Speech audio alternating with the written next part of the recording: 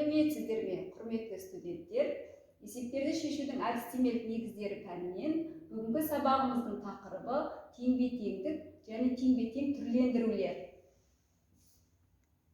Сабақтың мақсаты орта мектепте оқытылатын теңбе-тең және теңбе-теңдікті түрлендіру тақырыптарын талдау, тапсырмалардың ерекшеліктерін ажырату. Оқу бағдарламасындағы оқу мақсаттарымен танысу, қолдану дағдыларын қалыптастыру. Практикалық жұмыс. Қысқаша көбейту формуласын және көбейткіштерге жіктеу тәсілдерін қолданып теңбе-тең түрлендіру, иррационал өрнектерді теңбе-тең түрлендірулер мен теңдіктерді дәлелдеу, көрсеткіштік және логарифмдік өрнектерді түрлендіру. Сабақтың мазмұны. Орта мектепте теңбе-тең түрлендірулерді оқыту әдістемесі, оқу мақсаттары, тапсырмалар. Есептеу мен теңбе-тең түрлендірулердің түрлері мен мақсаты, теңбе-тең түрлендірулерге қойылатын талаптар, теңбе-теңдік және теңбе-тең түрлендіру.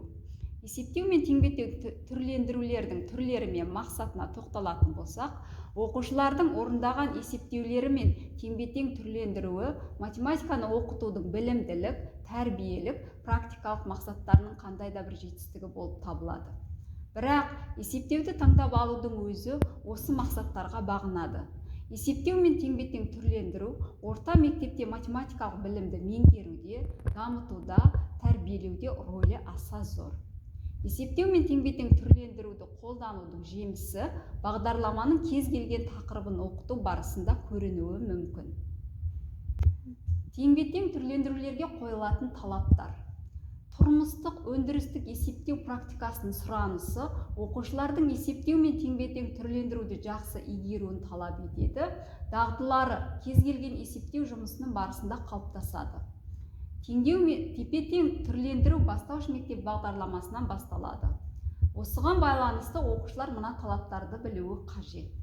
Егер тапсырманың қандай да бір тәсілмен шешу керектігі көрсетілмесе, онда ауызша орындау керек. Ауызша орындау қиын болса, теңбе-тең түрлендірудің басқа тәсілдерін шығару керек. 2. Есептеуді жүргізер алдында қолданылатын теңбе-теңдікті ойланып анықтап алу керек. Қиын жағдайда теңдеудің шешімі жазылады. 3.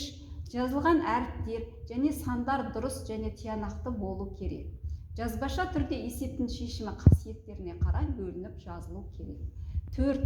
Теңбе-теңдіктің шешімін тексергеннен соң есептеу керек. Есепті түсінгеннен соң тепе-тең түрлендіру жүргізіледі. 5. Тепе-тең түрлендіру есебін шешу керек болса, алдымен жеңіл тәсілдерін ойланып жазу керек. 6. Берілгені түсінікті болмайынша есептің шартына кіріспеу керек. Теңбе-теңдік. Өрнектерді теңбе-тең түрлендірулер өрнектердің мәндерін есептегенде және де басқа есептерді шығарғанда қолданылады.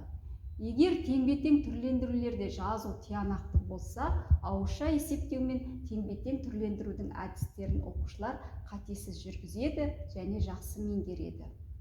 Теңбе-тең түрлендіру.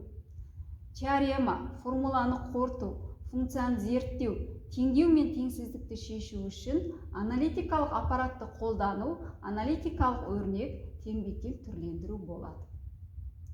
Теңбе-тең түрлендіру туралы ұғым алгебраға 6-шы сыныпта енгізіледі. Бірақ математиканы оқытудың бастапқы қадамдарында теңбе-тең түрлендірусіз мүмкін емес. Алғашқы 1-ші сыныптағы 5 қосу 2 операциясы теңбе-тең түрлендіру арқылы орындалады. Мысалы, 5 қосу 2 тең, 5 қосу жақша ашылды, 1 қосу 1 жақша жабылды, тең жақша ашылды, 5 қосу 1 жақша жабылды, қосу 1 тең, 6 қосу 1 тең 7 қарапайым түрлендірулерден басталған есептер кезең-кезеңмен 11-ші сыныптарға дейін жалғасады. Осы теңбе-тең түрлендірулер мен теңбе-теңдікті есептеу үшін біз оқу мақсаттарын жақсы білуіміз керек. 6-шы сынып бойынша алгебралық өрнектер бөлімінде өрнектерді теңбе-тең түрлендіру, тепе-теңдік, алгебралық өрнектерді түрлендіру мазмұнында тепе-теңдік және тепе-тең түрлендіру анықтамаларын білу, алгебралық өрнектерді тепе-тең түрлендіруді орындау мақсаттары қолданылады. 7-ші сыныпта қарастырасыздар. Көп мүшелер және алгебралық бөлшектер бөлімдерінде өрнектерді тепе-тең түрлендіру, алгебралық өрнектерді тепе-тең түрлендіру мазмұндарында көп мүшелерге амалдар қолдану, көп мүшелерді көбейткіштерге жіктеу арқылы алгебралық өрнектерді тепе-тең түрлендіруді орындау. Құрамында алгебралық бөлшектер бар өрнектерді орындау мақсаттары қолданылады. 7-ші сыныпта сонымен бірге қысқаша көбейту формулалары бөлімінде қысқаша көбейту формулаларының көмегімен өрнектерді түрлендіру мазмұны бойынша алгебралық өрнектерді қысқаша көбейту формулалары арқылы көбейткіштерге жіктеу, қысқаша көбейту формулалары арқылы алгебралық өрнектерді тепе-тең түрлендіруді орындау мақсаттарымен жұмыс жасайсыздар. 8-ші сыныпта квадрат түбір және иррационал өрнек бөлімінде құрамында квадрат түбір бар өрнектерді түрлендіру мазмұны бойынша құрамында түбір таңбасы бар өрнектерді түрлендіруді орындау мақсаты іске асады. Сіздер 9-шы 10-шы сыныпта тригонометриялық теңдеулерді өтесіздер. Тригонометриялық теңдеулер, тригонометриялық тепе-теңдіктер, түрлендірулерді келесі сабақта қарастырамыз. 11-ші сынып дәреже мен түбір, дәрежелік функция бөлімі, көрсеткіштік және логарифмдік функциялар бөлімдерінде рационал көрсеткішті дәрежесі бар өрнектерді түрлендіру, иррационал өрнектерді түрлендіру, сан логарифмі және оның қасиеттері мазмұнында алгебралық өрнектерді түрлендіру үшін рационал көрсеткішті дәреже қасиеттерін қолдану, иррационал өрнектерді түрлендіруде n-ші дәрежелі түбір қасиеттерін қолдану, логарифм қасиеттерін білу және оны логарифмдік өрнектерді түрлендіруде қолдану мақсаттарымен жұмыс жасайсыздар. Құрметті студенттер, сіздер тек қана мектептің оқулықтары емес, сонымен бірге Білімленд онлайн мектеп деген порталдармен де жұмыс жасап жүрсіздер. Өйткені келесі жылы мектепте сіздер осы порталдардан балаларға тапсырмаларды көбірек беретін боласыздар.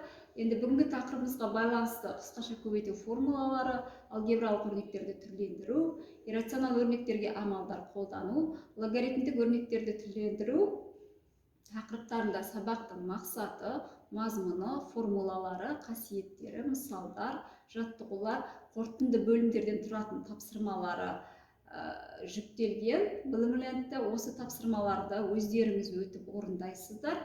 Берілген сілтемелер арқылы немесе өздеріңізде бар логин пароль арқылы осы тапсырмаларды орындайсыздар. Енді осы тапсырмаға кіру үшін бір-екі есептің шешу жолдарын қарастырайық.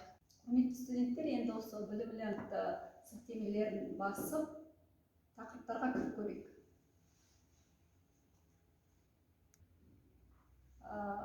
Сілтеме ашылған соң пәндерге кіреміз. Сыныптардан 7-ші 11-ші сынып алгебраны таңдаймыз. 11-ші сыныпқа өтеміз. 3-ші бөлімге өтеміз. Құрамында логарифмі бар өрнектерді түрлендіру мысалдарын қарастырайық. Өрнектің мәнін табайық. Бөлшектің алымының әрбір қосылғышын бөліміне жеке-жеке бөлеміз. Әрбір қосылғышты жаңа, негізі 18 болатын логарифмге көшіреміз.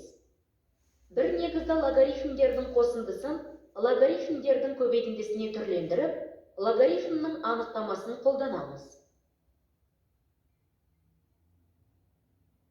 Егер логарифм 14 негізді 7 тең А, логарифм 14 негізді 5 тең Б болса, логарифм 175 негізді 56-ны табайық. Әрбір логарифмде негізді немесе аргументтерінде 7 көбейткішінің бар екендігіне назар аударайық. Сондықтан логарифмдерді 7 негізіне көшірейік. 56 тең 7 көбейтілген 2-ның кубы, 175 тең 7 көбейтілген 5 квадрат екендігіне назар аударайық. Онда, сәйкесінше бұл логарифмдерді есептеу үшін мәндерді және логарифм 7 негізді 2 және логарифм 7 негізді 5-ті білу қажет. Жаңа негізге көшу формулаларын қолданайық. Алынған мәндерді түрлендірілген бастапқы өрнекке қоямыз.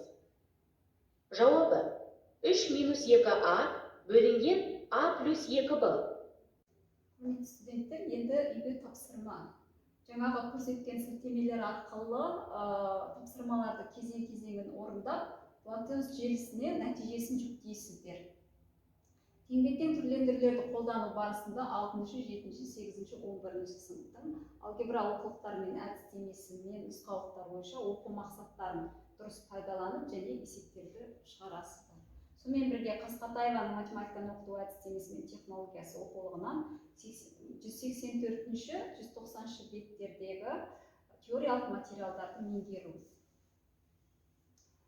Енді бүгінгі сабағымызда қолданылған және сіздердің қолданылатын әдебиеттеріңіз электронды порталдағы барлық оқулықтарды білесіздер, күнделікті қолданып жүрген сол порталдағы оқулықтарды қолданасыздар. Қосымша алгебраны оқыту әдістемесі 5-11 сыныптар, 5-11 сыныптар әдістемелік нұсқаулықтар, қосымша есептер жинағы, дидактикалық материалдар, Қасқатаеваның математиканы оқыту әдістемесі мен технологиясы, Қайдасовтың мектеп математикасы курсы бойынша есеп шығару практикумы оқулықтарын қолдануларыңызға болады. Сонымен балалар, біздің бүгінгі сабағымыз аяқталды. Назарларыңызға рахмет. Сау болыңыздар.